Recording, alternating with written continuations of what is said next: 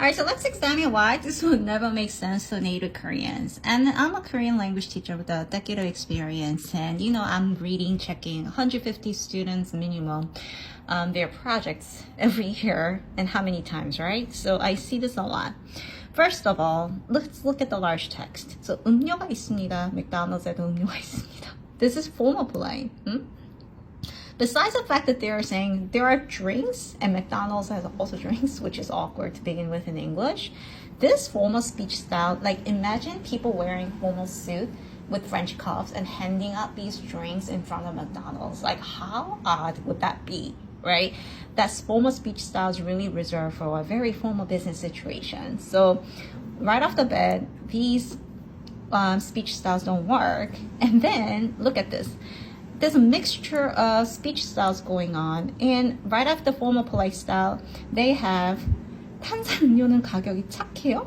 This is informal polite. You don't really mix up like so many different speech styles in one single message, Another thing is word choice. So when you look at the line here, 갈증과 저축에 대한 욕구를 동시에 해소하세요. Immediately, the moment I saw this line, I was like, oh my god, this sounds so awkward. Because honestly, 욕구, you use it for psychology class only. You never say like, I know this meant like fulfill your needs for thirst and, I don't know, wanting to save money at the same time, right?